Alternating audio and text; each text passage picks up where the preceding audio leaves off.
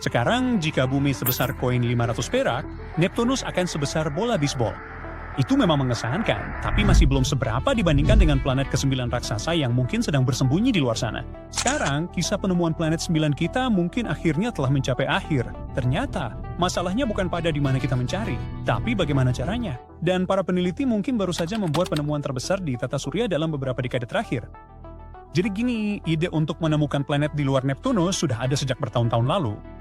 Saya tahu, waktu di sekolah dulu, kamu mungkin belajar bahwa planet ke-9 itu Pluto. Tapi lupain Pluto. Sejak tahun 2006, Pluto sudah diturunkan ke kategori yang kurang bergengsi. Yang saya maksud adalah planet 9, sebuah planet raksasa hipotetis yang bisa jadi tetangga kosmik kita. Kita memang belum pernah benar-benar melihatnya, tapi para ilmuwan cukup yakin planet itu ada di luar sana, bersembunyi di bagian luar tata surya. Untuk menjelaskan kenapa mereka berpikir begitu, kita butuh selembar kertas. Ini ada satu. Kita taruh koin di atasnya, dan tiba-tiba koin itu mulai bergerak. Kecuali kita sedang bicara soal kekuatan super, nggak mungkin koin itu bisa bergerak sendiri, kan? Jadi, kamu pasti mikir ada seseorang di sisi lain, pegang magnet dan menggerakkannya. Kamu nggak bisa lihat magnetnya, tapi itu menjelaskan kenapa koinnya bergerak.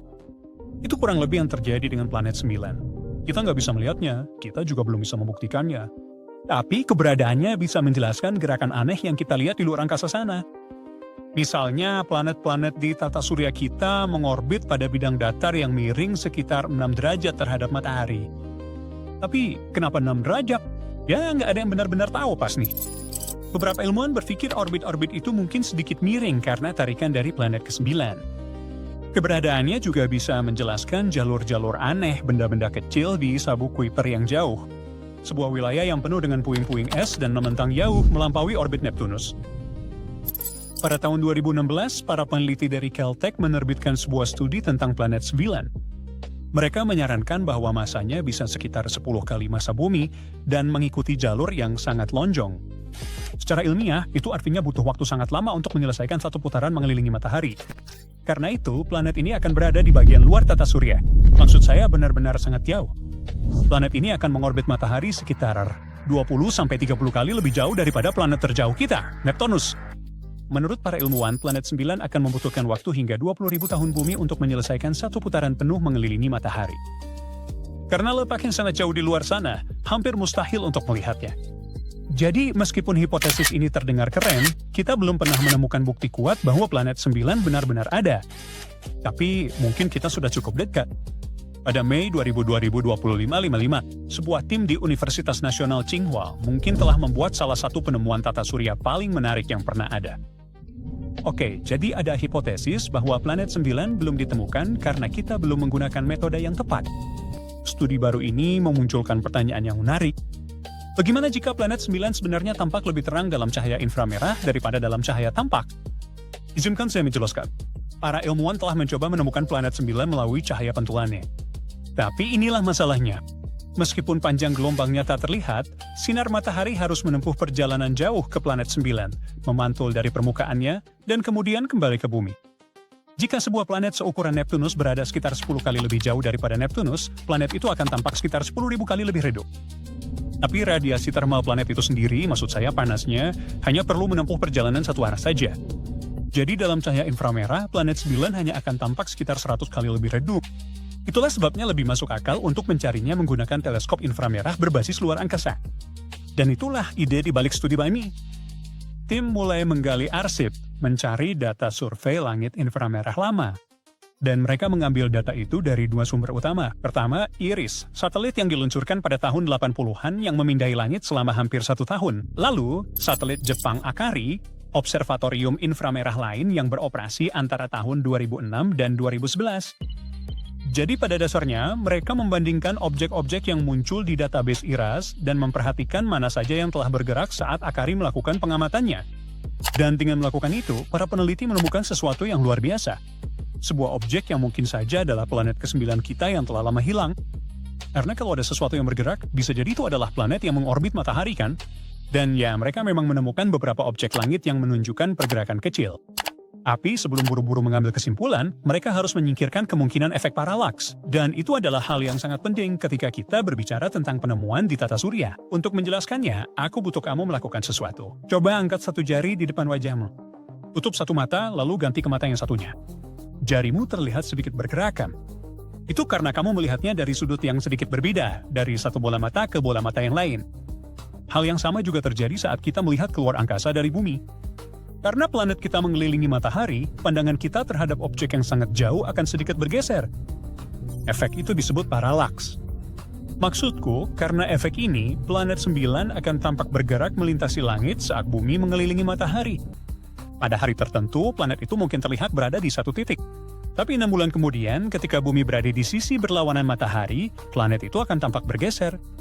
6 bulan setelah itu, planet tersebut akan tampak bergerak kembali ke posisi semula. Para ilmuwan harus memperhitungkan efek paralaks. Sebenarnya mereka harus menghilangkan efeknya. Jadi, tim peneliti melihat gambar langit yang diambil pada tanggal yang sama setiap tahun. Karena pada tanggal yang sama itu, bumi selalu berada di posisi yang sama dalam orbitnya. Itu berarti jika planet 9 benar-benar ada, dia akan muncul di tempat yang sama pada gambar-gambar itu setiap tahun.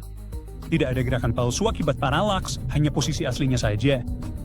Pencarian yang teliti ini membawa mereka pada satu objek, sebuah titik kecil pada data inframerah. Titik kecil yang aneh ini telah bergerak sedikit di sepanjang orbitnya, mengelilingi matahari selama 23 tahun antara Iris dan Akari. Tunggu, mungkinkah itu yang dicari? Apakah para astronom baru saja mengkonfirmasi adanya planet tersembunyi? Ya mungkin saja. Tapi, jangan terlalu bersemangat dulu.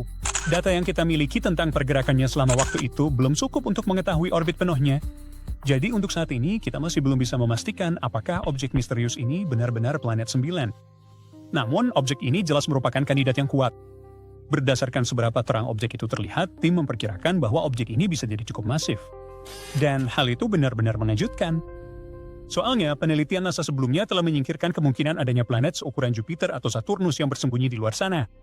Tapi dunia yang lebih kecil bisa saja luput dari deteksi. Jadi para ilmuwan mencari sesuatu yang sedikit lebih besar dari bumi. Tapi ternyata, planet misterius ini mungkin lebih masif daripada Neptunus. Sekarang, setelah mereka menemukan planet 9, setidaknya diduga begitu, rencananya adalah terus melacaknya dan mengumpulkan data baru. Tapi jangan kira jalan ke depan akan mudah. Karena sejak satelit Akari pertama kali menemukannya, objek itu tidak diam di tempat. Sejak saat itu, objek tersebut terus bergerak perlahan di luar angkasa. Jadi sekarang para ilmuwan harus menggunakan teleskop biasa di bumi untuk mencarinya lagi. Dan inilah bagian yang rumit. Mereka tidak benar-benar yakin kemana objek itu bergerak. Jadi mereka harus mencari di area langit yang cukup luas. Dan sejauh ini, belum ditemukan objek yang cocok. Apakah ini benar-benar akan menjadi penemuan planet 9 atau tidak, hanya waktu yang bisa menjawab. Untuk saat ini, keberadaannya masih menjadi perdebatan. Tapi Minan, dengan teknologi baru yang canggih dalam waktu dekat, seperti teleskop luar angkasa Nancy Grace Roman milik NASA, para astronom kini lebih bertekad dari sebelumnya untuk mengungkap kebenaran.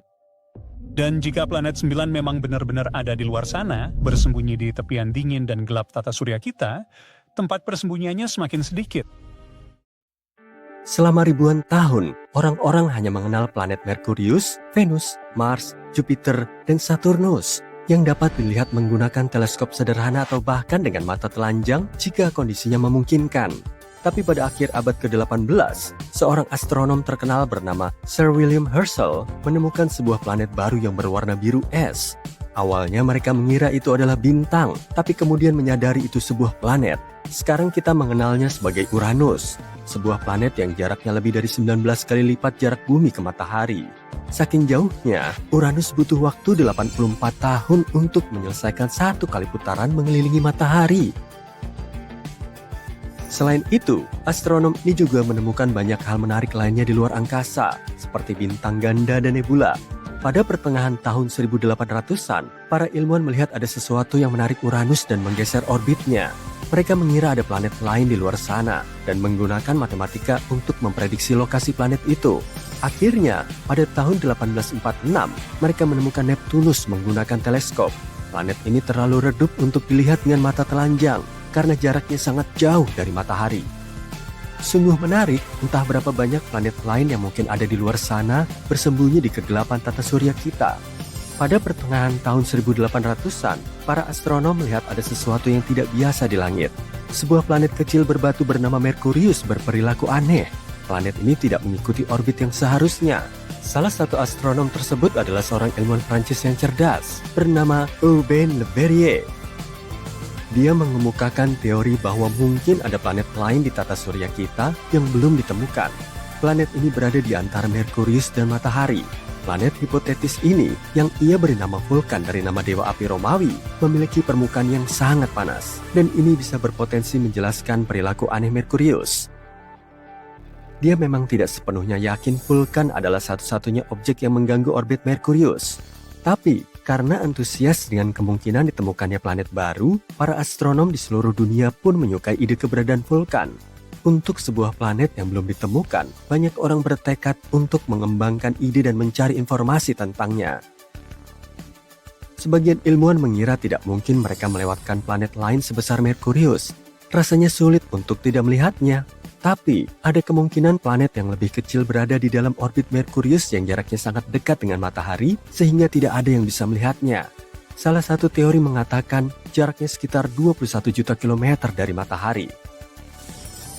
Merkurius adalah planet dengan orbit paling eksentrik di tata surya kita, tapi titik terdekatnya ke Matahari sekitar 46 juta kilometer. Artinya, Vulkan berada kurang dari setengah jarak tersebut. Teori ini kemudian mengatakan jika Vulkan ada, planet itu akan mengorbit Matahari setiap 19 hari 18 jam, dan jalurnya miring sekitar 12 derajat relatif terhadap jalur planet-planet lain di tata surya kita. Posisi terjauh Vulkan dari Matahari masih terlalu dekat untuk bisa dilihat dengan mata telanjang, bahkan saat senja. Satu-satunya kesempatan untuk melihat Vulkan adalah saat gerhana matahari atau saat ia melintas di depan matahari, yang menurut teori terjadi 2-4 kali dalam setahun. Mereka memiliki teori bahwa planet misterius ini berada sangat dekat dengan matahari, sehingga hanya bisa dilihat saat gerhana matahari total, ketika bulan menghalangi cahaya matahari yang menyilaukan. Jadi, setiap kali terjadi gerhana, para ilmuwan mengamati matahari dengan harapan bisa melihat Vulkan. Mereka berusaha keras, tapi tetap saja tidak bisa menemukan planet misterius ini. Beberapa astronom mengaku melihatnya saat gerhana, tapi tidak ada yang bisa memastikan atau menemukan buktinya. Teori tentang Vulkan pun dilupakan untuk sementara. Einstein punya pemikiran berbeda. Kamu tahu tentang teori relativitas umumnya kan? Disitulah ia menyatakan bahwa gravitasi bukanlah suatu kekuatan alamiah, tapi hasil dari melengkungnya ruang waktu karena kehadiran objek-objek luar angkasa raksasa, seperti planet dan bintang. Planet-planet mengitari matahari pada orbit yang tetap karena ruang waktu melengkung, yang berarti planet-planet itu seperti jatuh ke arah bintang pusat tata surya kita. Dan Einstein coba menjelaskan orbit Merkurius yang tidak biasa ini menggunakan teori relativitasnya.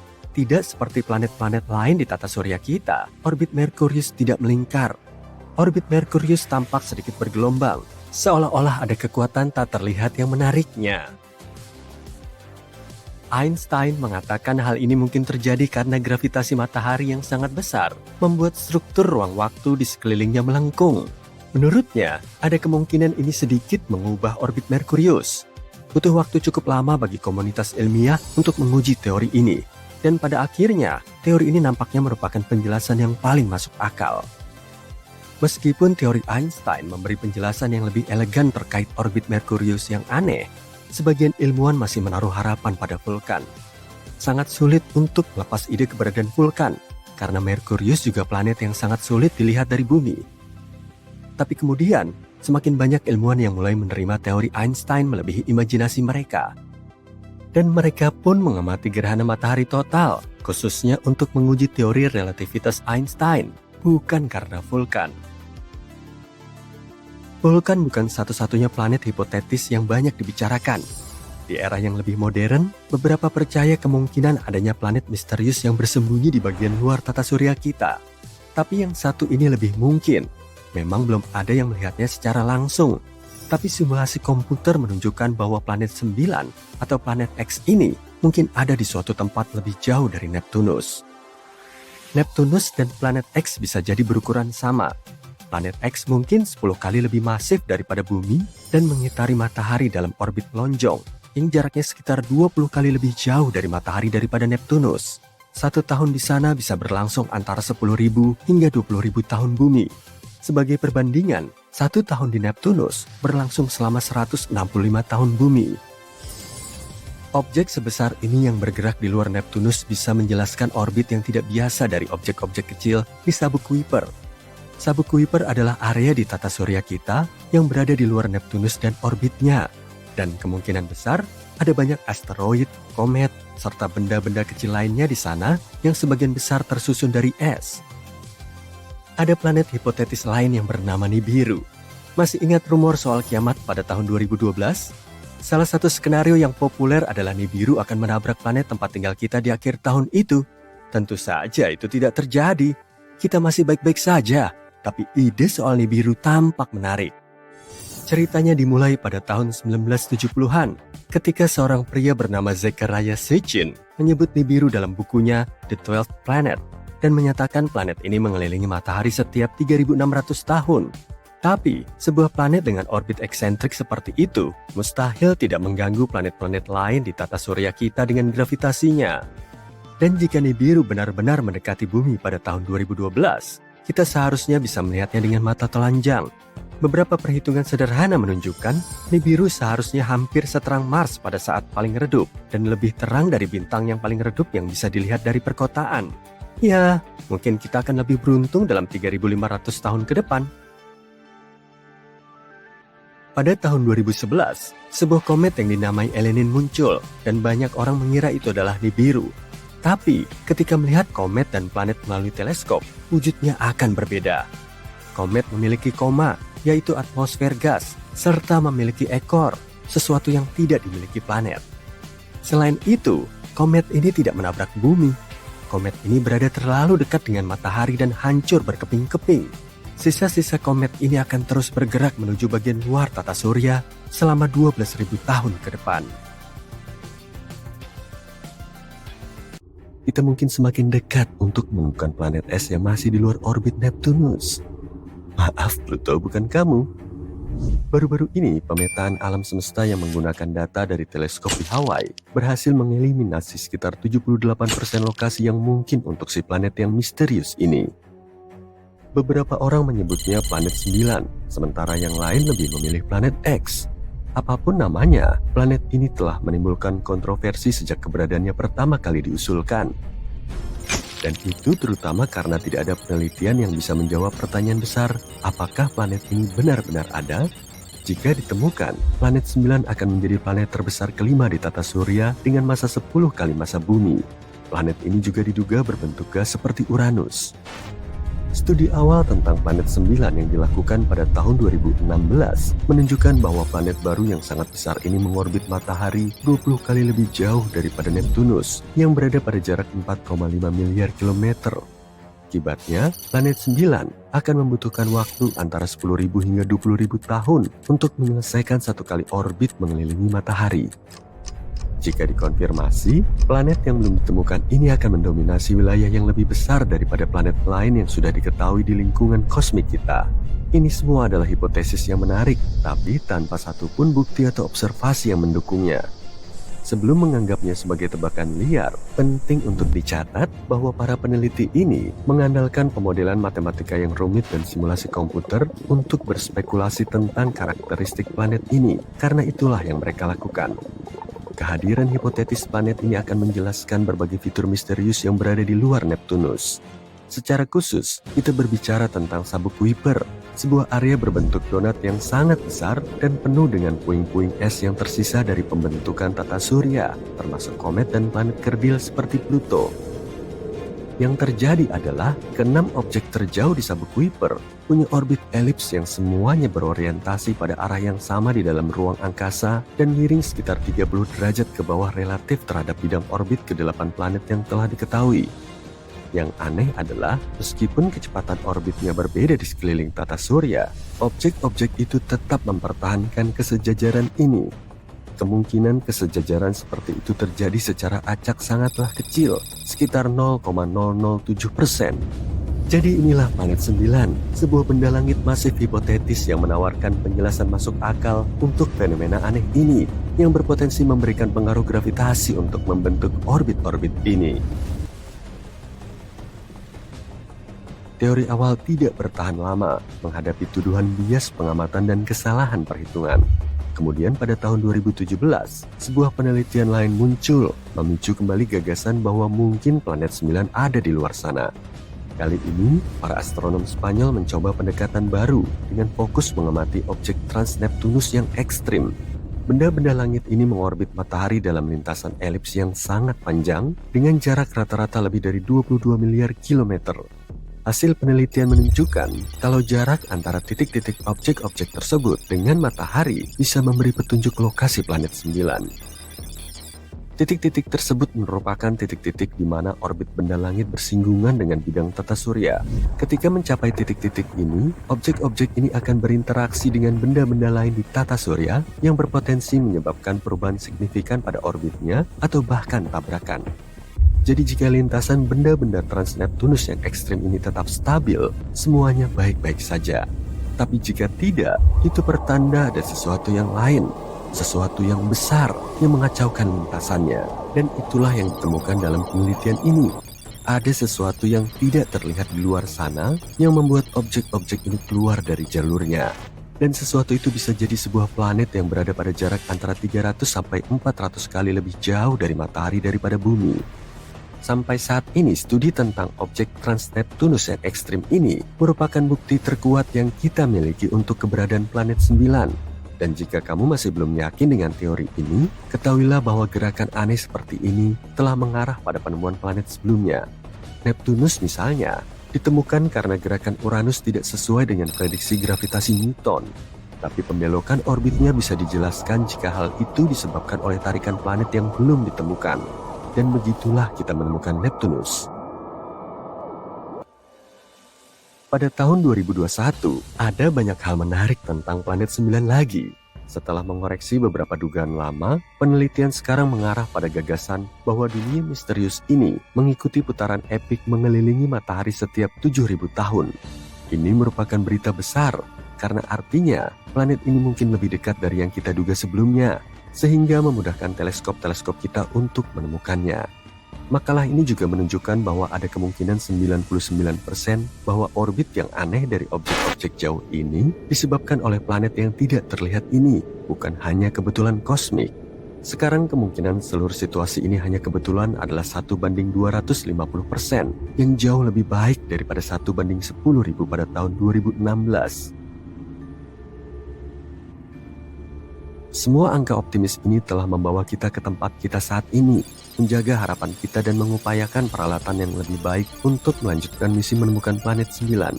Seperti yang telah disebutkan sebelumnya, para peneliti di Hawaii membuat semacam peta harta karun dengan menggunakan Panoramic Survey Telescope dan Rapid Response System untuk mengeliminasi 78% lokasinya. Ini adalah berita bagus, mengingat betapa sulitnya menemukan jarum syukuran planet di tumpukan jerami kosmik. Tapi sayangnya, keberadaan planet 9 masih menjadi misteri di bagian terluar tata surya yang gelap.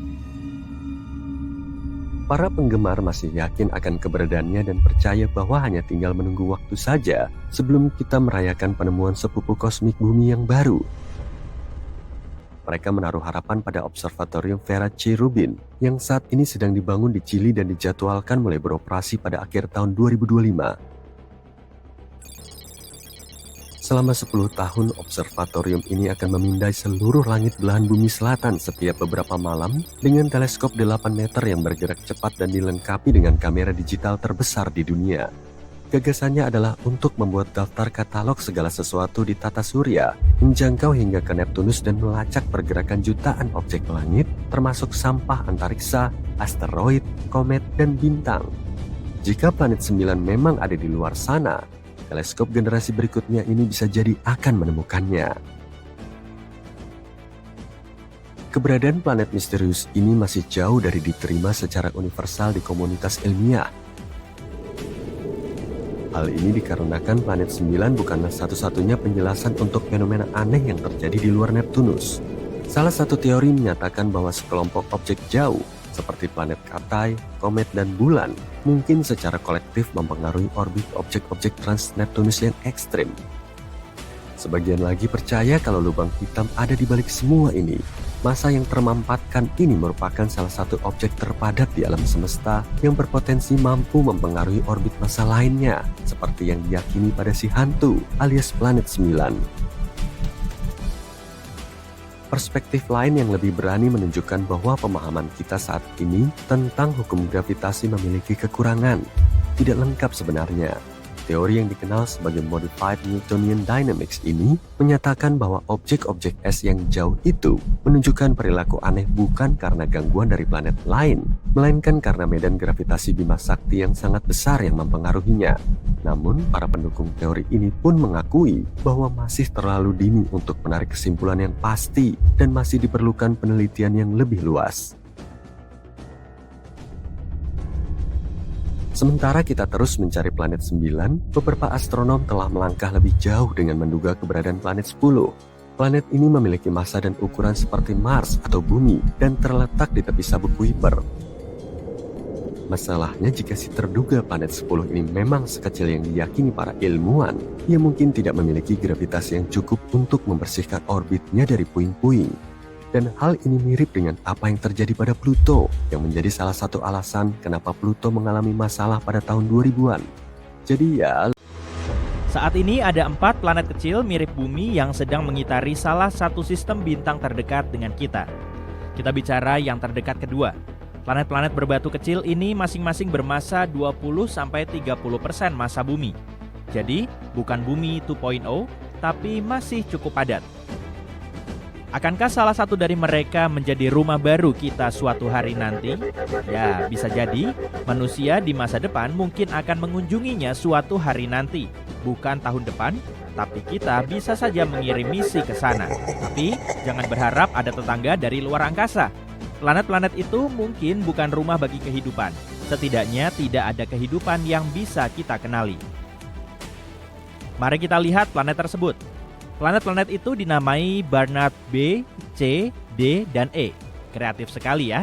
Planet paling dalam memiliki massa 26% massa Bumi.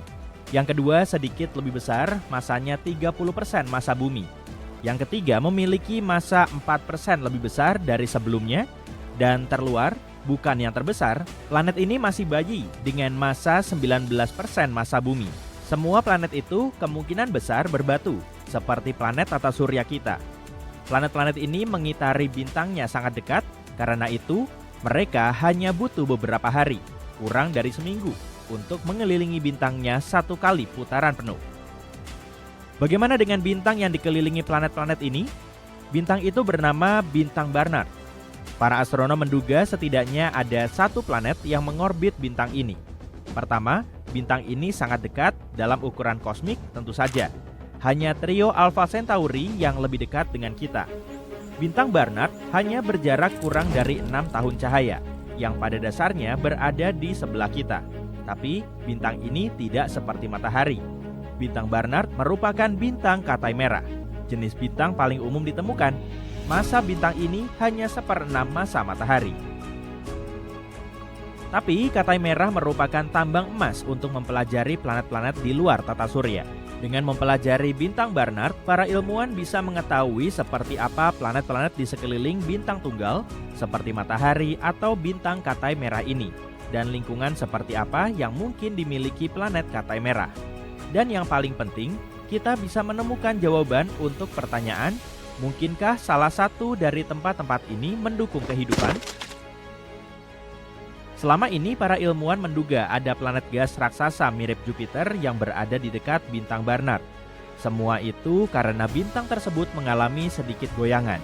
Bintang itu tampak bergeser mendekati dan menjauhi bumi dari waktu ke waktu. Jadi ada sesuatu yang menariknya. Tapi bukan planet raksasa yang menariknya. Menurut penelitian Maret 2025, ada 4 planet batuan yang lebih kecil. Masing-masing bermassa 4 kali massa Merkurius. Suatu hari mereka berkumpul dan menarik-narik bintang bersama-sama. Planet-planet ini berada sangat dekat dengan bintangnya. Sedemikian dekatnya sehingga mereka bisa mengitari bintang hanya dalam beberapa hari. Sayangnya, karena itu, planet-planet tersebut terlalu panas untuk bisa mendukung kehidupan. Selain itu, karena keempat planet ini tampaknya bisa menjelaskan pergerakan bintang, para peneliti menduga tidak ada benda lain yang mengorbit di zona like kuning. Jadi, tidak ada bumi 2.0 yang mengorbit di sekeliling bintang Barnard. Ini merupakan penemuan mengagumkan, terutama karena bintang ini pada dasarnya adalah tetangga kosmik kita. Ditambah lagi, sistem ini mungkin kelak bisa dijangkau dengan mesin fusi nuklir atau layar ringan, Sistem propulsi futuristik yang bisa membuat perjalanan jauh lebih cepat. Kita mungkin bisa pergi ke sana suatu hari nanti. Dan kita akhirnya akan mengetahui apakah dunia-dunia ini benar-benar tak berpenghuni dan bahkan mungkin bisa menjajahnya. Mari kita lihat cara para ilmuwan menemukan planet-planet tersembunyi di bintang. Biasanya para astronom menemukan eksoplanet ketika mereka melihat eksoplanet melintas di depan bintang dan menghalangi cahaya. Tapi bintang Barnard cukup rumit karena dalam pandangan kita seperti melihat dari atas sistem.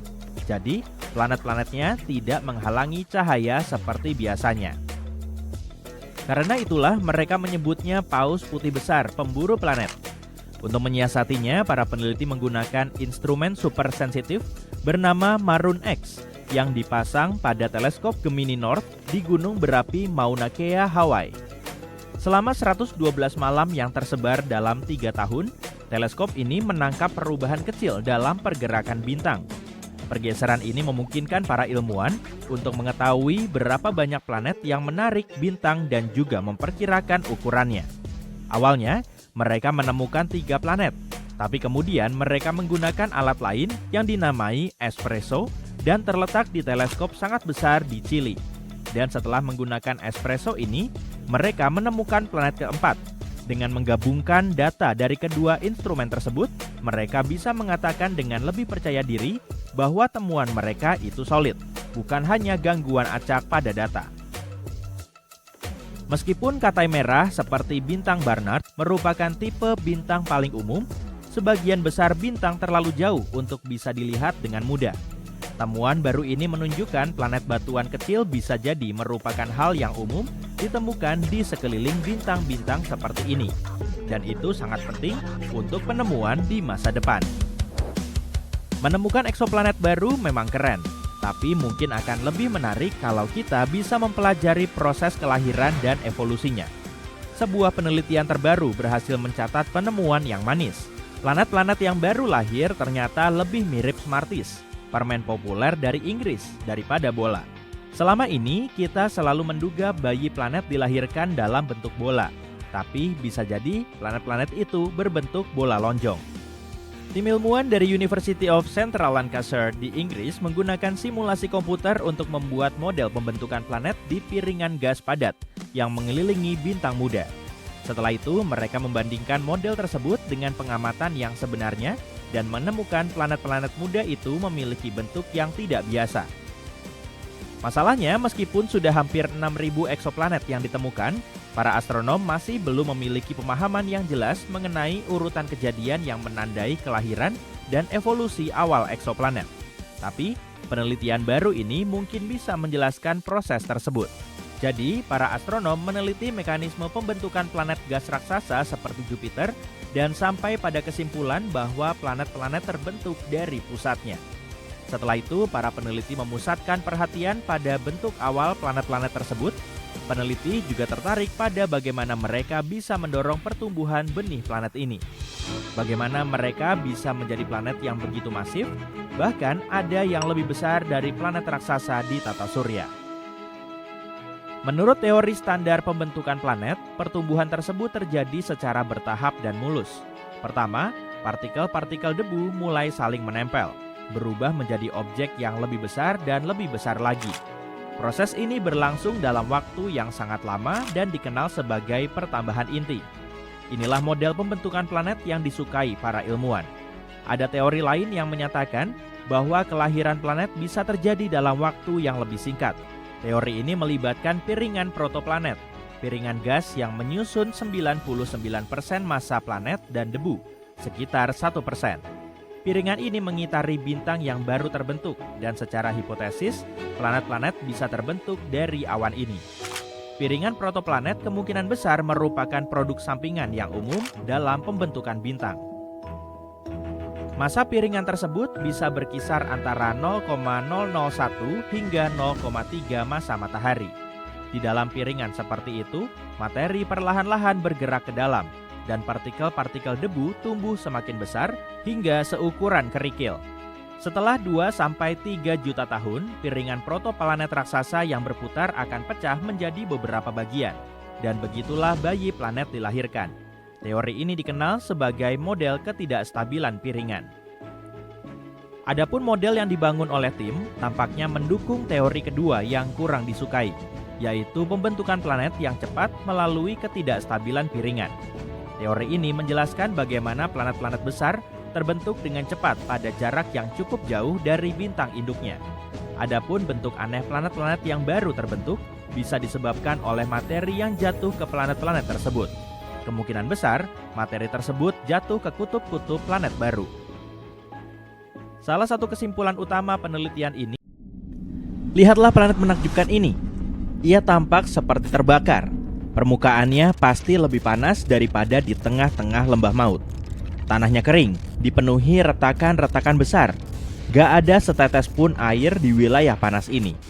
Ini planet yang sama, tapi tampak seperti tempat yang berbeda. Semuanya membeku, suhunya sangat rendah sehingga nggak ada peluang sedikit pun bagi kehidupan untuk bertahan di planet ini. Planet aneh ini dinamai HD 20794D dan lokasinya 19,7 tahun cahaya dari bumi di rasi bintang Eridanus.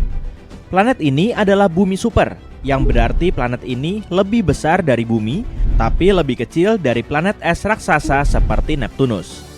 Yang membuat planet ini menarik adalah orbitnya yang gak biasa, yang membuatnya keluar masuk zona layak huni bintangnya, yaitu area di mana suhunya memungkinkan adanya air dalam bentuk cair. Kita belum pernah melihat planet yang gak biasa ini secara langsung. Para astronom mendeteksinya dengan mengukur goyangan kecil pada bintang induknya menggunakan dua instrumen canggih, Espresso dan HARPS, yang berada di teleskop-teleskop di Chili. Kedua instrumen ini mengukur kecepatan radial, yaitu gerakan kecil yang terjadi pada bintang saat gravitasi planet menariknya. Semakin besar goyangannya, semakin masif planet tersebut. Setelahnya, para astronom menganalisis data dan menemukan kalau planet ini bermassa sekitar 6 kali lipat massa bumi. Planet ini mengorbit sebuah bintang yang sedikit lebih kecil dan lebih redup daripada matahari. Bintang ini unik karena cukup terang untuk dilihat dengan mata telanjang, nggak seperti bintang-bintang lain yang menjadi tuan rumah bagi eksoplanet. Kamu nggak akan bisa melihatnya tanpa teleskop. Sistem bintang ini sudah diamati selama lebih dari 20 tahun. Para astronom sudah lama menduga kalau sistem ini memiliki banyak planet. Pada tahun 2011, para ilmuwan menemukan dua bumi super lainnya yang masing-masing mengorbit bintangnya setiap 18,3 dan 89,6 hari. Selama beberapa waktu, para peneliti mengira mereka sudah menemukan planet ketiga dengan periode orbit 40 hari. Belakangan, mereka sadar sudah melakukan kesalahan. Tapi setelah menganalisis ulang data selama bertahun-tahun, para astronom berhasil mengonfirmasi planet ketiga itu memang ada, yaitu planet ekstrim HD 20794D. Seorang peneliti dari Universitas Oxford berperan penting dalam mengidentifikasi planet tersebut. Dia menggunakan algoritma komputer khusus bernama Yarara untuk memisahkan sinyal lemah planet tersebut dari derau latar belakang. Algoritma ini membantunya mengonfirmasi bahwa planet tersebut benar-benar ada dan cukup unik. Berbeda dari planet-planet di tata surya yang sebagian besar memiliki orbit melingkar, planet yang baru ditemukan ini memiliki orbit sangat elips dan merenggang. Planet ini butuh waktu 647 hari untuk menyelesaikan sekali putaran mengelilingi bintang induknya, atau 40 hari lebih cepat dari orbit Mars mengelilingi matahari. Pada titik terjauhnya, planet ini berjarak 2 kali jarak bumi ke matahari, yang menjadikannya planet es jauh di luar zona layak huni. Pada titik terdekatnya, planet ini bergerak ke dalam hingga 0,75 SA, di mana ia memasuki zona layak huni, di mana air dalam wujud cair mungkin ada. Pergerakan ekstrim ini menciptakan musim yang sangat aneh. Pada sebagian orbitnya, HD 20794D membeku seperti gurun es. Ketika mendekati bintangnya, suhunya meningkat dan es kemungkinan besar akan mencair, membentuk lautan sementara. Planet ini kemudian mengalami musim panas yang singkat dan terik. Saking panasnya, air di permukaan planet bisa menguap ke atmosfer. Gak lama kemudian, planet ini bergerak menjauh lagi. Hal ini memicu musim gugur dengan hujan yang diikuti oleh pembekuan di musim dingin. Dengan kata lain, planet ini mengalami peralihan suhu sangat dingin dan panas yang menyengat, yang membuatnya menjadi tempat yang gak bisa ditebak untuk kehidupan. Jika ada bentuk kehidupan di sana, mereka pasti harus beradaptasi dengan perubahan suhu dan lingkungan yang ekstrim. Kenapa planet ini mengikuti orbit yang membingungkan? Mungkin ini sisa efek dari kejadian miliaran tahun lalu, saat sistem keplanetan masih dalam proses pembentukan. Pada suatu titik, planet besar lainnya mungkin mengganggu orbit planet unik ini. Penjelasan lain yang mungkin adalah sebuah planet raksasa pernah ada di sistem ini dan gravitasinya mendorong HD 20794D ke jalur yang memanjang. Kemudian, planet raksasa ini terlontar dari sistem dan meninggalkan planet yang lebih kecil di orbitnya saat ini. Teori ini masuk akal karena dua planet lainnya di sistem B dan C memiliki orbit yang lebih normal dan melingkar.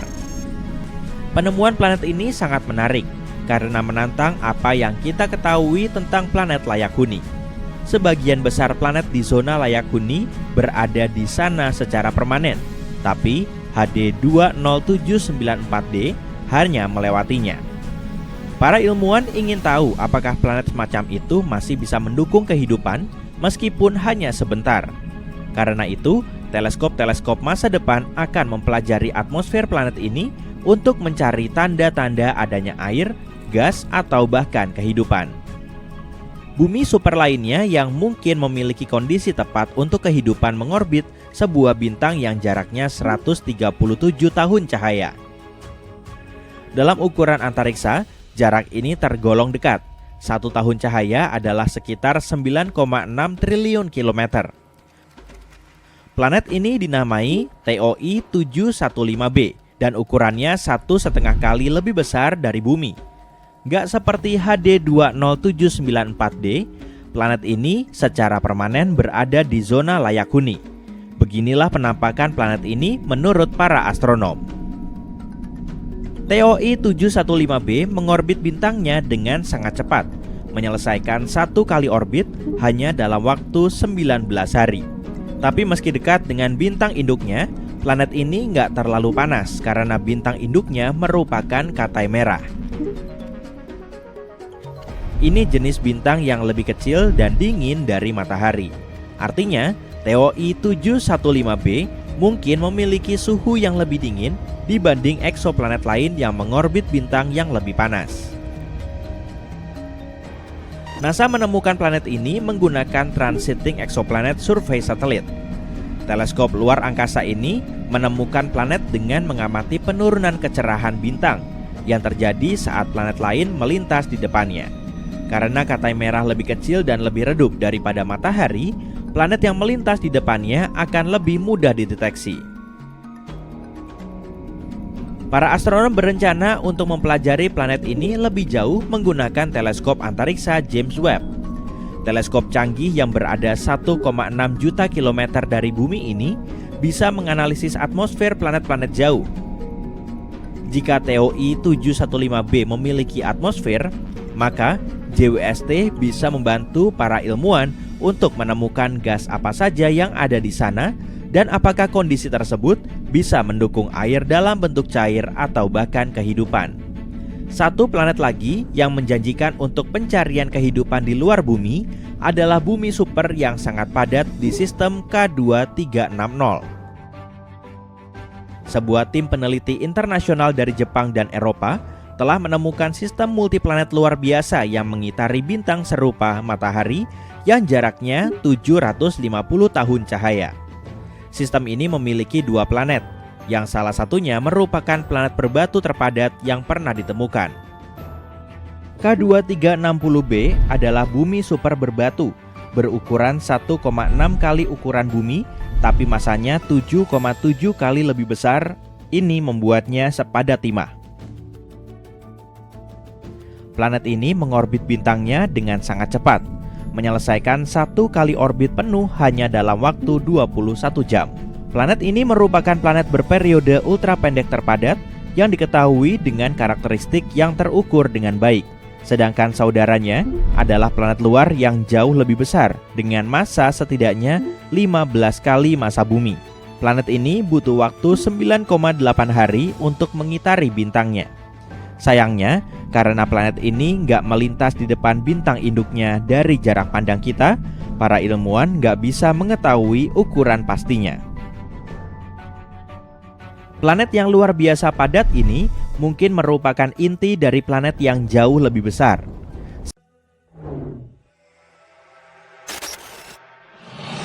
Ambil pisau luar angkasa raksasa itu, ya kamu. Saatnya mengunjungi matahari dan memeriksa apa yang ada di dalamnya. Pertama, Anda memotong bagian korona alias rambut liar matahari. Itu karena atmosfer matahari sangat tipis. Tapi jangan tertipu, suhu di dalamnya mencapai 3,5 juta derajat Fahrenheit. Saat memotongnya, Anda melihat benang plasma berputar seperti spaghetti surya. Anda mencapai fotosfer, lapisan permukaan matahari. Lapisan ini setebal sekitar 300 mil, tapi sangat terang dan membara pada suhu 10.000 derajat Fahrenheit. Tampaknya permukaannya dipenuhi dengan wafel-wafel api kecil. Mereka disebut granul, dan masing-masing lebarnya sekitar 600 mil. Lalu ada zona konvektif, di mana plasma panas mengapung ke atas dalam gumpalan-gumpalan berbuih. Selanjutnya, zona radiatif. Bagian ini seperti molase yang terbuat dari cahaya. Energi membutuhkan waktu 170.000 tahun untuk merayap melewati bagian ini. Akhirnya kamu mulai memotong ke inti dan gelombang panas langsung menerpa. Ini seperti panci presto milik matahari. Gravitasi menghantamkan atom hidrogen menjadi helium dan proses ini terjadi pada suhu 27 juta derajat Fahrenheit. Sekarang, kamu akan membutuhkan pisau yang lebih kecil karena kandidat berikutnya, Merkurius, adalah yang terkecil di antara planet-planet dalam. Hanya sekitar 3.000 mil lebarnya. Ketika kamu memotong melalui atmosfer tipisnya, kamu akan melihat atom-atom hidrogen dan helium kecil melarikan diri di dalam balon-balon tak kasat mata yang meletus dan terbang keluar angkasa. Selanjutnya, keraknya. Bersama dengan mantelnya, ketebalannya sekitar 250 mil. Saat pisau raksasa kita melewati, kamu melihat serpihan batu keras berjatuhan retak di bawah tekanan. Merkurius memiliki inti logam luar yang lengket, harus dipotong dengan hati-hati. Kalau tidak, kamu akan menumpahkan lava logam cair. Akhirnya, Anda mencapai inti terdalamnya. Merkurius punya inti logam sangat besar. Sekitar 85% planet ini terdiri dari besi dan logam. Pada dasarnya, ini adalah bakso logam raksasa. Potonglah dan saksikan cairan besi cair merembes keluar seperti saus pedas. Anda sekarang mendekati Venus, planet terpanas di luar sana. Kita sedang membicarakan suhu rata-rata 870 derajat Fahrenheit. Cukup panas untuk melelehkan timah. Anda menembus atmosfer dan itu sungguh gila.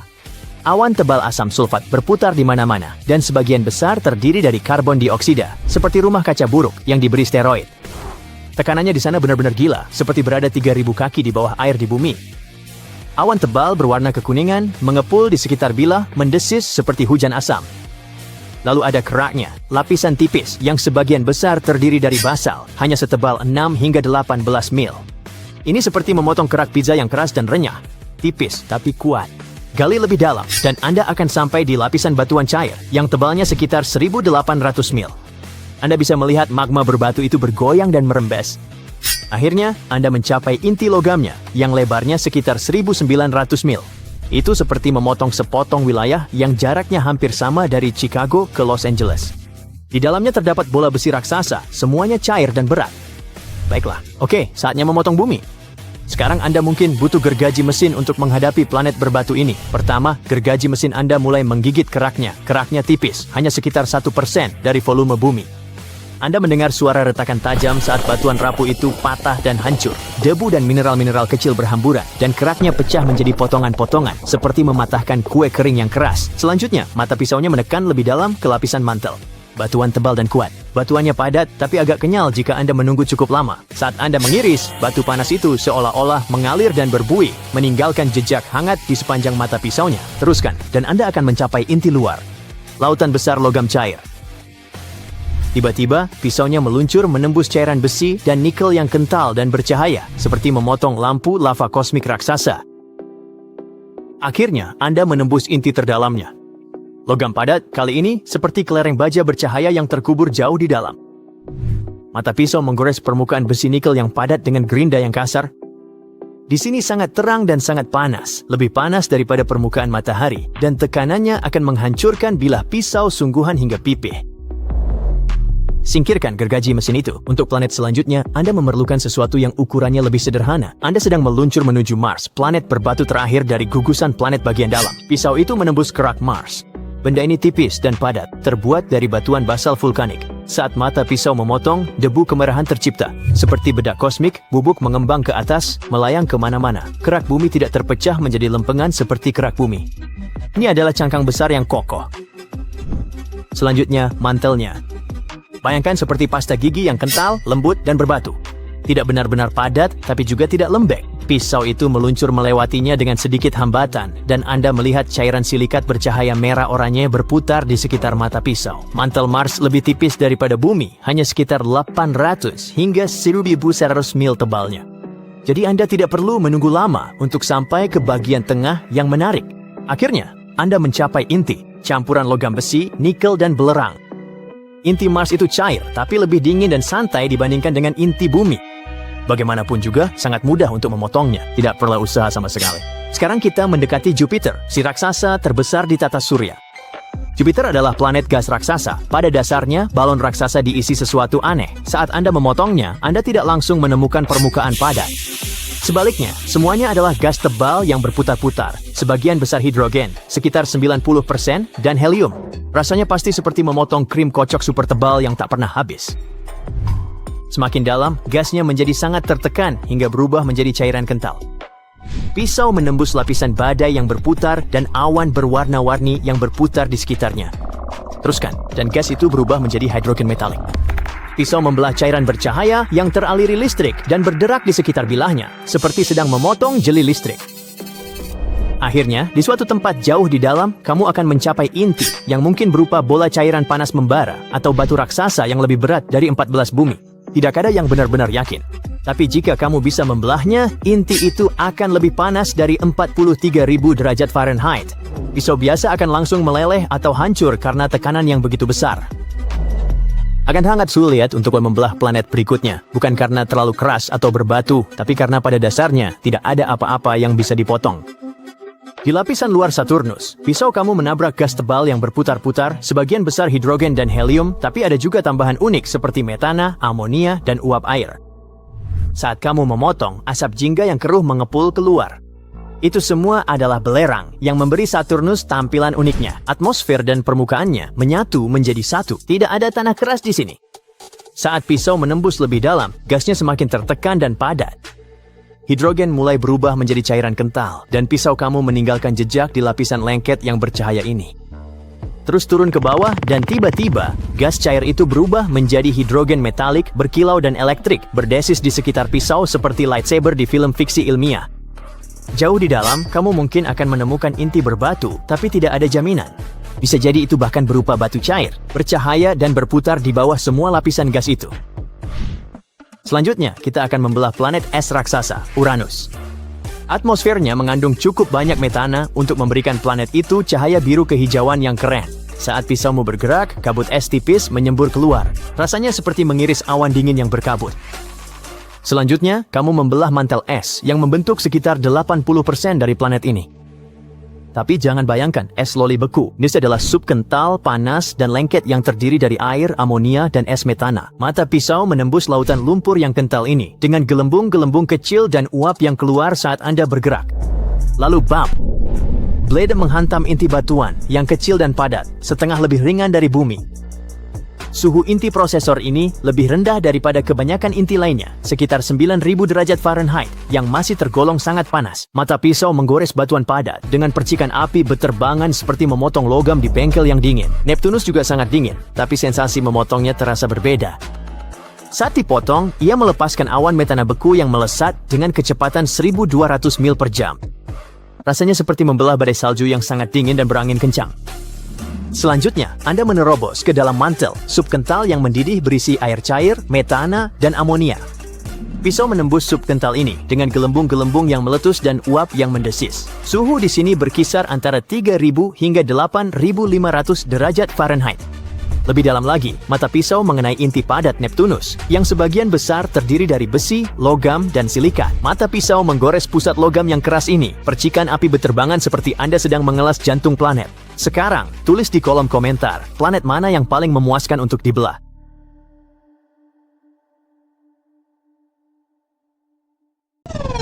Ya, jadi planet dengan dua matahari, seperti Tatooine dari Star Wars, dulu terdengar seperti fantasi belaka. Selama puluhan tahun, para ilmuwan percaya sistem ini terlalu tidak stabil untuk ada. Dua bintang yang menarik sebuah planet seharusnya melontarkannya ke luar angkasa atau menjatuhkannya ke salah satu matahari. Namun, ternyata alam semesta punya aturan sendiri. Astronom menemukan planet yang tenang mengorbit dua bintang seolah hal biasa. Planet ini lebih dekat dengan bintang induknya dibanding planet lain dalam sistem biner yang pernah dilihat astronom. Nah, pencitraan langsung berarti mereka melihat cahaya planet itu bukan hanya bayangannya. Seluruh sistem ini berjarak sekitar 446 tahun cahaya. Jadi cahaya yang kita lihat hari ini berangkat sebelum manusia membangun kota modern. Monster luar angkasa ini kira-kira 6 kali masa Jupiter. Dan yang lebih mengejutkan, planet ini baru berusia sekitar 13 juta tahun. Itu terdengar sangat tua sampai Anda melihat gambaran yang lebih luas. Bumi berusia sekitar 4,6 miliar tahun, yang membuat planet ini pada dasarnya bayi yang baru lahir dalam istilah kosmik. Dua matahari dari monster ini saling mengorbit dengan sangat cepat dan menyelesaikan satu putaran penuh hanya dalam 18 hari bumi. Itu berarti gravitasi mereka terus berubah, menarik ruang di sekitar mereka seperti mesin cuci kosmik. Meski begitu, planet ini tetap terkunci di jalurnya, sehingga butuh 300 tahun bumi untuk menyelesaikan satu orbit. Jadi tidak ada yang sepenuhnya mengerti bagaimana planet ini terbentuk pada awalnya. Saat dua bintang saling mengorbit sedekat ini, gravitasi mereka biasanya mencabik-cabik materi pembentuk planet sebelum sesuatu yang besar terbentuk. Ilmuwan baru menemukan beberapa lusin planet seperti ini sejauh ini, dan itu belum cukup untuk menyusun cerita lengkapnya. Untuk memecahkan misteri ini, mereka butuh lebih banyak data. Temuan menarik lainnya adalah planet yang tergang gravitasi hingga berbentuk lemon, bukan bola. Planet ini sangat berbeda dengan dunia biru hijau tenang yang biasa kita lihat di film-film luar angkasa. Dia mengorbit sebuah pulsar yang pada dasarnya adalah mayat sebuah bintang. Saat bintang masif mati, ia runtuh menjadi objek yang sangat padat yang berputar sangat cepat dan memancarkan radiasi seperti mercusuar kosmik. Berada di dekat salah satunya berarti berakhir sudah bagi benda padat apapun, namun planet ini tetap bertahan, meski nyaris tidak. Gravitasi meregangkannya, menarik lebih kuat pada sisi yang menghadap pulsar daripada sisi jauhnya, seperti permen karet kosmik. Dan disinilah segalanya menjadi sangat meresahkan. Saat para ilmuwan menganalisis atmosfer planet ini, mereka tidak menemukan air atau oksigen. Mereka menemukan helium dan karbon murni. Tanpa awan, tanpa lautan, tanpa peluang adanya kehidupan. Menurut semua yang kita ketahui tentang pembentukan planet, dunia ini seharusnya tidak ada sama sekali. Jadi ini mungkin bukan planet dalam pengertian normal. Ini bisa jadi inti bintang yang terkoyak, meninggalkan sesuatu yang terjebak di antara planet dan mayat bintang. Itu tren yang cukup menakutkan. Batas antara planet dan bintang semakin tidak jelas. Dan bicara soal yang menakutkan, kenalkan yang satu ini. Sistem ini berada di sekitar dua bintang Katai merah. Kedua bintang ini saling mengorbit pada jarak yang mirip dengan jarak Jupiter dari matahari. Ilmuwan menemukan dua planet seukuran bumi dan mungkin yang ketiga di dekat bintang itu. Satu planet mengorbit hanya dalam 2 hari, yang lain butuh sekitar 3,5 hari. Planet kandidat itu mengorbit bahkan lebih cepat lagi. Sebagai gambaran, planet-planet ini berjarak kurang dari 2 juta mil dari bintangnya. Bulan Neba berjarak sekitar 1/4 juta mil dari bumi, jadi ya, dunia-dunia ini sangat dekat. Saat mereka menggabungkan data dari teleskop luar angkasa dan darat, para astronom menyadari bahwa mereka sedang melihat sesuatu yang benar-benar baru, planet yang transit atau melintas di depan kedua bintang. Kebanyakan planet dalam sistem bintang ganda hanya mengorbit satu bintang, dan susunan ini seharusnya tidak bertahan lama menurut hukum fisika. Tapi planet-planet ini tetap ada, dengan tenang melanggar aturan tersebut. Jadi yang satu, ini membuktikan bahwa pembentukan planet bekerja dengan cara yang masih belum sepenuhnya kita pahami. Dan luar angkasa jelas senang mengacaukan ekspektasi kita. Sekarang mari kita tingkatkan kengeriannya sedikit lagi. Para astronom membuat peta 3 dimensi pertama dari sebuah planet di luar tata surya kita. Dan bukan sembarang planet, yang satu ini sangat panas hingga benar-benar mencabik-cabik molekul air. Saat planet itu bergerak di belakang bintangnya, James Webb mengamati perubahan kecil pada cahaya bintang pada warna atau panjang gelombang yang berbeda. Beberapa warna diserap oleh uap air, yang lainnya tidak. Dengan menyatukan semua info itu, para ilmuwan mengetahui suhu pada ketinggian dan lokasi yang berbeda di atmosfer planet tersebut, dan begitulah cara mereka mengetahui bahwa bagian dari atmosfernya memanas hingga hampir 5.000 derajat Fahrenheit, lebih panas dari lava cair. Planet yang sangat panas ini berjarak sekitar 400 tahun cahaya dan beratnya sekitar 10 kali lipat dari Jupiter. Ia melesat mengelilingi bintangnya hanya dalam waktu 23 jam. 1 tahun di sana pada dasarnya adalah 1 hari, dan karena jaraknya sangat dekat, suhunya menjadi sangat tinggi. Angin berusaha mentransfer panas ke sekitarnya, tapi gagal total. Atmosfer WASP, B minim air dan justru kaya karbon monoksida. Astronom dulu percaya air seharusnya banyak di atmosfer planet raksasa. Dunia ini membuktikan bahwa air adalah pilihan, bukan jaminan. Sekarang dunia magma adalah bukti sempurna lainnya untuk hal itu. Ada sekelompok besar planet yang disebut sub-Neptunus, planet yang lebih besar dari bumi tapi lebih kecil dari Neptunus. Untuk sementara waktu, beberapa ilmuwan berharap dunia-dunia ini adalah planet Haisian yang tertutup samudra air atau es yang dalam, terbungkus dalam atmosfer yang tebal. Salah satu contoh terkenalnya adalah K218. Atmosfernya menunjukkan metana dan karbon dioksida, tapi hampir tidak ada amonia. Tapi ternyata lava juga melarutkan amonia, jadi hilangnya amonia sama sekali tidak membuktikan adanya air. Itu bisa berarti planet tersebut memiliki samudra magma global sebagai gantinya. Para peneliti memodelkan bagaimana planet-planet ini memanas, mendingin, dan berevolusi seiring waktu. Mereka mengajukan pertanyaan sederhana. Apakah planet-planet ini pernah cukup dingin untuk berhenti menjadi dunia lava? Dan jawabannya adalah hampir tidak pernah. Saat mereka menguji ribuan sub-Neptunus yang diketahui, mereka mengatakan hampir semuanya kemungkinan adalah dunia lava, bukan dunia air. Sederhananya, planet-planet ini tidak menghirup uap air, mereka menghirup uap batu. Atmosfer mereka berasal dari magma yang mendidih, bukan penguapan samudra, dan itu mengubah segalanya. Banyak dunia yang dulu kita labeli mungkin layak huni berubah menjadi pemandangan neraka saat Anda menghitung angkanya dengan jujur. Dan itu berarti luar angkasa tidak menyembunyikan klon bumi, melainkan memproduksi masal tungku dan jenis monster lainnya. Ambil contoh si jagoan ini, jaraknya hanya sekitar 64 tahun cahaya, yang sangat dekat dalam istilah kosmik dan merupakan Jupiter panas terdekat dengan bumi. Dari jauh, ia terlihat menakjubkan. Kelereng biru tua yang mulus mengapung dengan damai di luar angkasa. Tapi warna itu menyembunyikan sesuatu yang benar-benar brutal. Di planet ini, hujan kaca turun secara menyamping. Angin menderu melintasi atmosfer dengan kecepatan sekitar 5.400 mil per jam. Cukup cepat untuk mencabik-cabik apapun seketika. Warna biru berasal dari partikel kecil silikat, bahan pembuat kaca, yang melayang di udara. Suhu permukaan planet mencapai sekitar 2.400 derajat Fahrenheit, cukup panas untuk melelehkan batu. Panas itu mengubah silika tersebut menjadi serpihan kaca mikroskopis yang mencambuk planet ini seperti alat semprot pasir di seluruh dunia. Berdiri di sana tidak akan terasa sakit. Anda tidak akan bertahan cukup lama untuk merasakannya. Lalu ada planet tergelap yang pernah ditemukan. Ia memantulkan kurang dari 1% cahaya yang mengenainya. Yaya lebih gelap dari batu bara, lebih gelap dari cat hitam. Cahaya menghilang begitu saja ke dalamnya, tidak semua planet mempedulikan bintang sama sekali. Astronom menemukan planet pengembara, dunia yang terlempar dari sistemnya. Planet kesepian ini hanyut di angkasa yang gelap gulita, membeku tanpa matahari terbit lagi. Kini, semua ini membuktikan alam semesta kita tidak dirancang untuk kehidupan. Hidup bertahan meski tanpa alam semesta, bukan karenanya. Bumi tidaklah umum. Ya beruntung, kita baru berada di awal era penemuan ini. Setiap tahun, teleskop baru memperjelas gambaran itu, dan gambaran itu pun menjadi semakin aneh. Makin jelas kita memandang alam semesta, makin tak mirip imajinasi kita, inilah kenyataan paling meresahkan.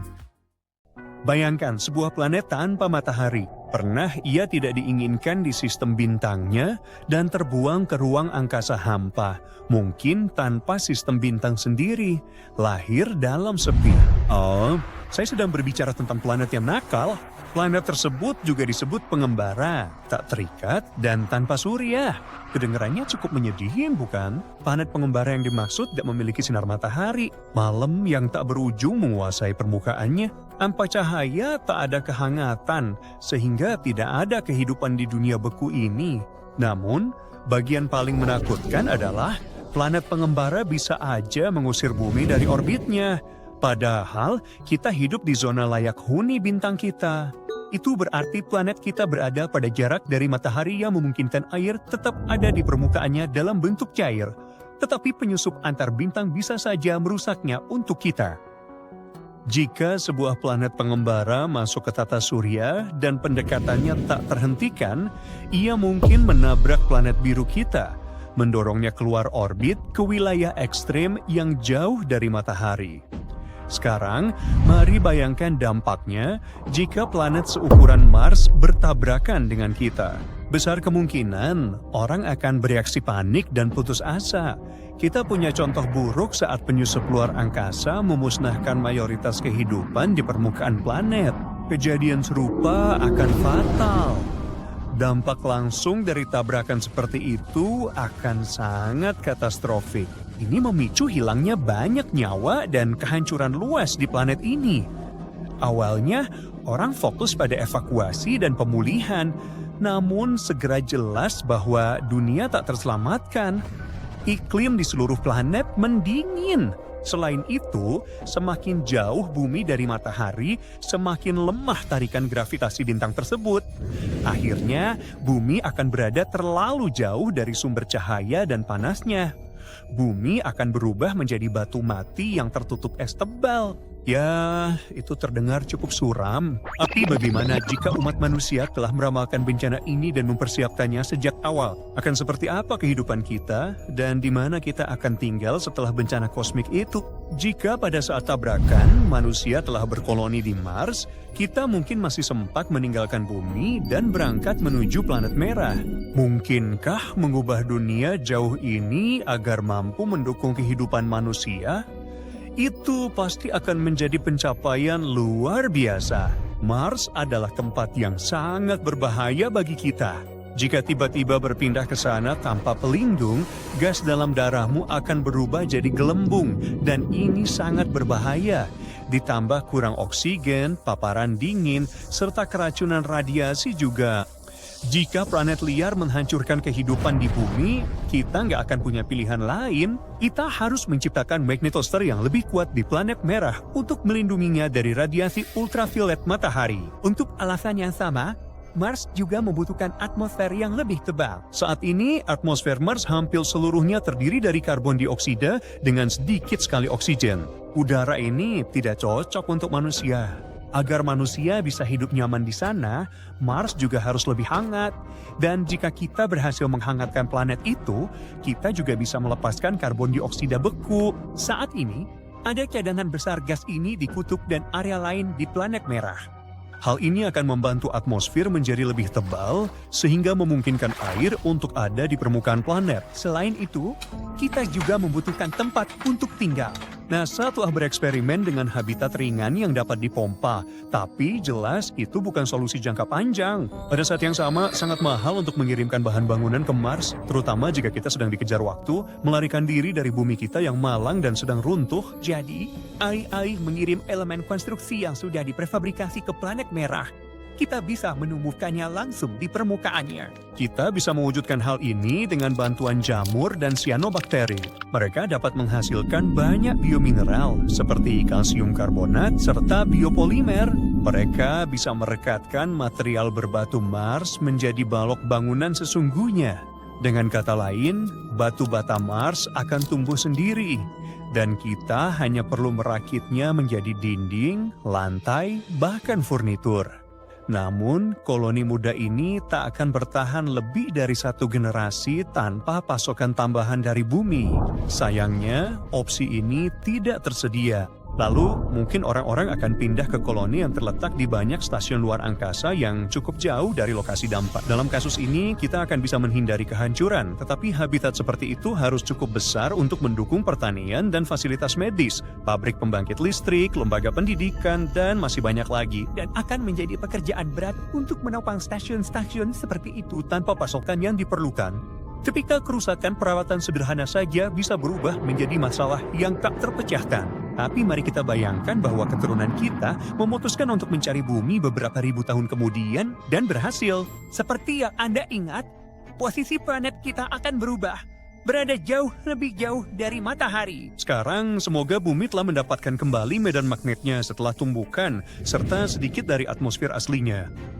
Namun, pemukim bumi butuh air, oksigen, serta tekanan atmosfer. Meski tekanan planet ini cocok, oksigen mungkin tak cukup untuk bernapas tanpa bantuan. Demi pasokan oksigen, manusia butuh bakteri fotosintetik. Akankah bakteri itu ditemukan di planet yang telah ditinggalkan? Mungkin aja. Sebagian besar bakteri akan bertahan jauh di bawah permukaan atau di kedalaman lautan jika masih tersisa di planet ini. Tardigrada, makhluk tertangguh di bumi, bisa bertahan dan menyambut kepulangan manusia. Beruang air bertahan 30 tahun tanpa makan. Hidup di gunung berapi, bahkan bertahan di hampa udara. Jadi, bakteri dan tardigrada ini bisa berkembang biak dan bertambah banyak tanpa predator penghambat. Itu kabar baik.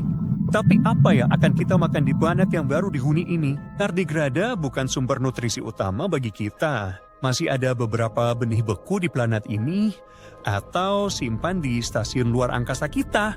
Tanah di bumi mungkin kaya nutrisi yang tersisa dari bencana masa lalu. Orang mulai menanam benih, beradaptasi pada kondisi keras di planet yang dulunya tandus, dan itu tetap lebih baik dibanding stasiun luar angkasa hampa. Untungnya, peluang tabrakan planet liar sangat kecil, bahkan mendekati planet kita pun langka. Kemunculan para pengembara luar angkasa seperti itu sangatlah langka, dan dengan pesatnya perkembangan teknologi kita saat ini, para astronom pasti akan mendeteksi objek langit sebesar itu yang muncul di sekitar kita, bahkan di seluruh tata surya. Itu akan terjadi jauh sebelum planet liar menjadi ancaman bagi planet kita. Jika planet itu terlalu dekat, kita akan memakai metode pengembangan untuk mencegah tabrakan asteroid. Metodenya beragam, misalnya penumbuk kinetik. Teknik ini menabrakkan sesuatu ke asteroid untuk mengubah orbitnya agar tak lagi mengancam bumi. Bisa juga memakai metode traktor gravitasi.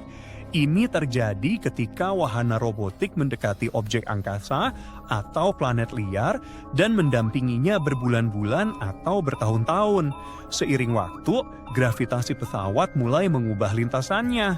Ada pula metode mengecat objek langit. Serius, permukaan gelap memantulkan sedikit cahaya, sedangkan yang terang memantulkan lebih banyak. Dengan memanipulasi hal ini, kita bisa membuat planet liar mengubah jalurnya, asalkan ada cukup banyak cat untuk melapisi seluruh planet. Ini tak seharusnya ada, tak seorang pun berharap akan menemukannya. Para ilmuwan tidak bisa menjelaskan bagaimana terbentuknya, namun teleskop antariksa James Webb berhasil menemukannya.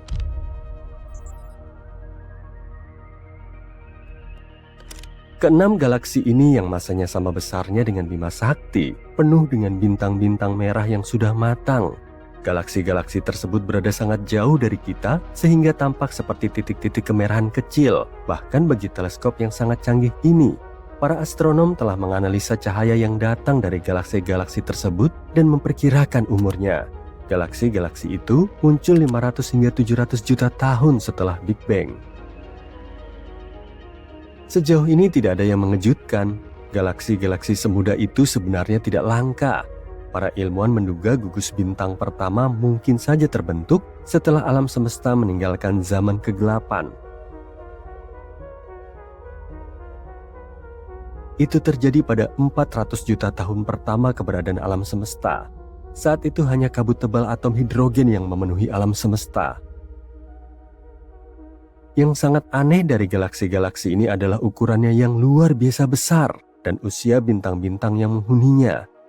Tapi hal ini tidak sesuai dengan gagasan yang sudah ada tentang seperti apa alam semesta dan bagaimana alam semesta berevolusi pada masa awal-awal pembentukannya.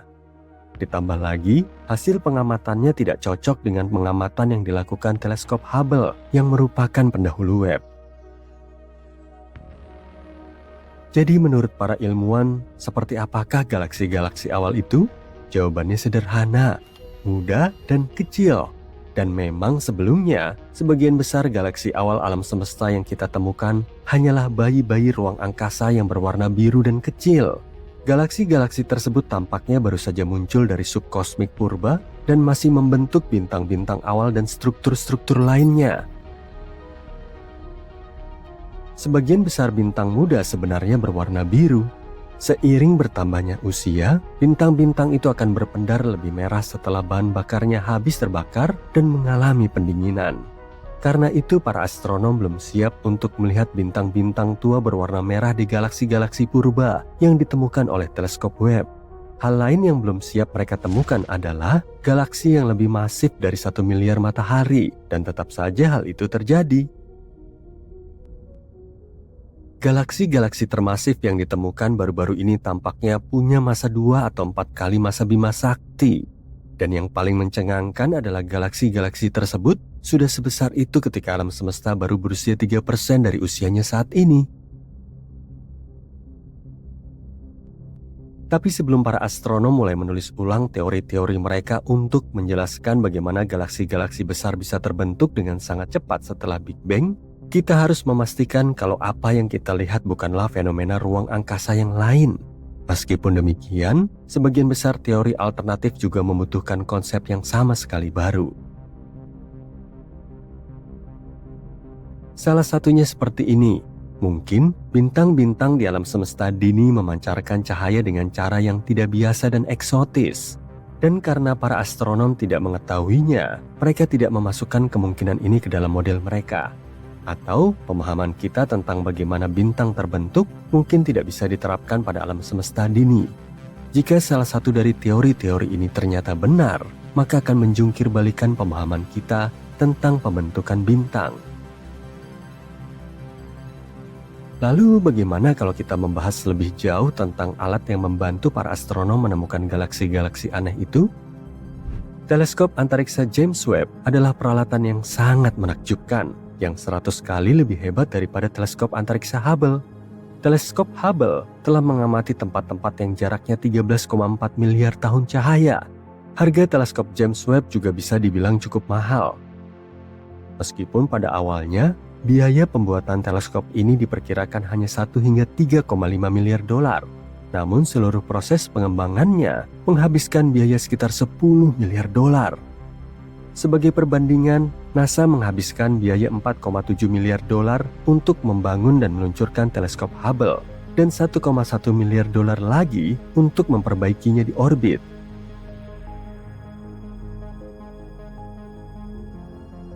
Meskipun teleskop antariksa James Webb punya tinggi 3 lantai dan ukuran lapangan tenis, namun cerminnya merupakan cermin teleskop besar yang paling ringan sepanjang masa. Selama proses pembuatannya, cermin-cermin ini mengalami pengurangan berat sebesar 92%. Jika kita melihatnya, cermin teleskop ini tampak seperti emas. Namun pada kenyataannya cermin-cermin itu terbuat dari berilium. Ini adalah logam berwarna abu-abu baja, ringan dan rapuh. Lapisan emas diaplikasikan pada setiap cermin. Itu benar, tapi cermin tidak dapat diproduksi seluruhnya dari emas karena bahan berharga ini cenderung memuai dan menyusut, bahkan dengan perubahan suhu yang kecil. Jadi jumlah total emas di teleskop luar angkasa James Webb kurang dari 57 gram. Itu cuma sepotong emas ukuran bola golf. Dan lempengan emas yang menutupi cermin hanya setebal 1000 atom. Mengenai kemampuannya, teleskop ini dapat melihat dengan jelas uang 1 sen Amerika dari jarak 38 km dan bola sepak dari jarak 547 km.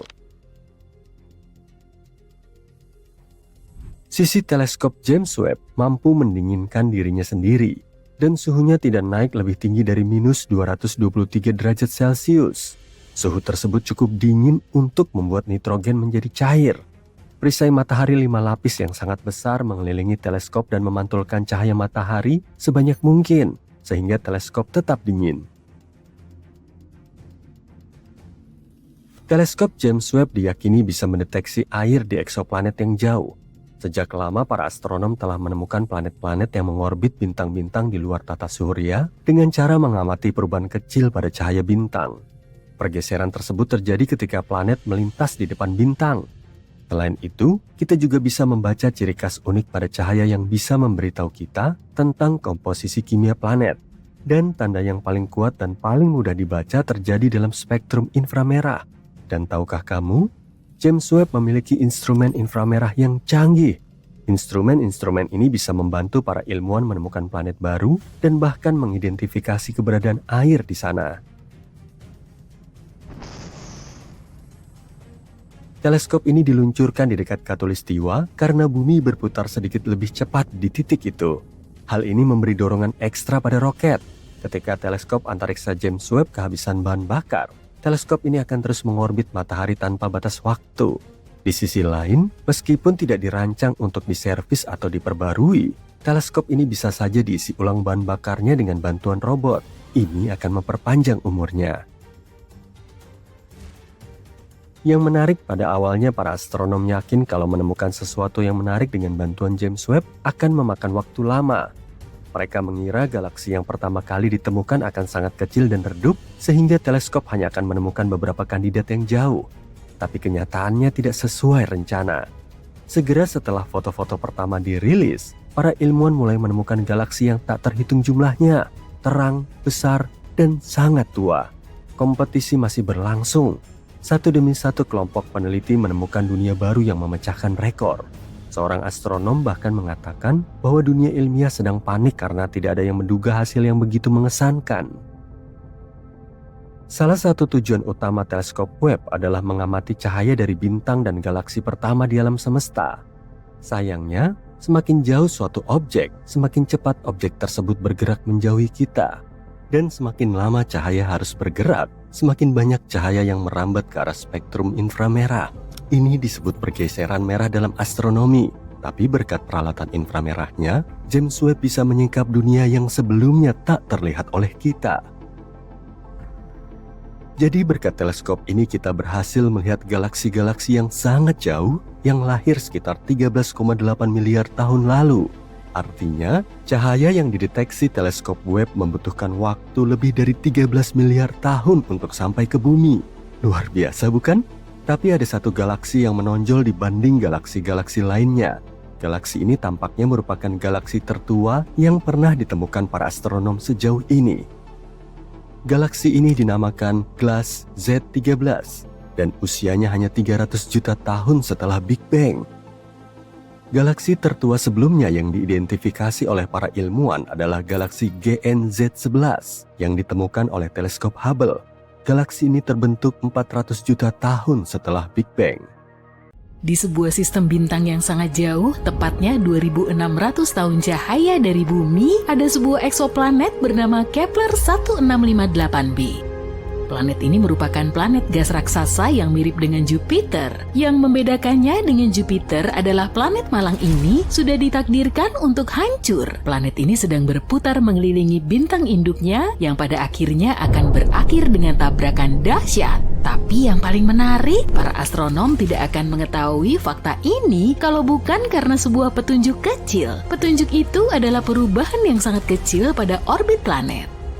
Perubahan ini tidak akan disadari jika para astronom tidak membandingkan data yang diterima teleskop-teleskop yang berbeda selama lebih dari 1 dekade. Lebih tepatnya, para ilmuwan telah mengamati ekso Jupiter yang melintas di antara planet kita dan bintang induknya setiap 2 minggu sekali selama 13 tahun terakhir. Dan mereka melihat kalau orbit planet ini semakin lama semakin mengecil. Setiap tahun, Kepler 1658b membutuhkan waktu 131 milidetik lebih sedikit untuk menyelesaikan satu putaran mengelilingi bintang induknya. Jika kecenderungan ini terus berlanjut, planet ini akan bertabrakan dengan bintang induknya dalam waktu 2,5 juta tahun lagi.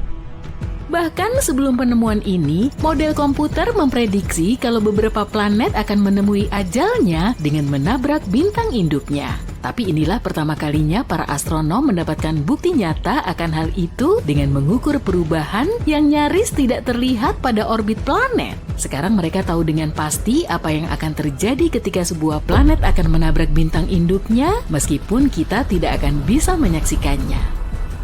Tapi aku akan menceritakan sedikit tentang planet yang akan hancur itu. Planet ini ditemukan oleh teleskop antariksa Kepler milik NASA yang sudah tidak aktif lagi. Teleskop ini diluncurkan pada tahun 2009 dan misinya adalah menemukan planet yang mengorbit bintang lain alias eksoplanet. Dan eksoplanet pertama yang ditemukan teleskop Kepler adalah planet gas raksasa yang sedang kita bicarakan. Tapi para astronom membutuhkan waktu sekitar 1 dekade untuk memastikan kalau objek tersebut memang sebuah eksoplanet.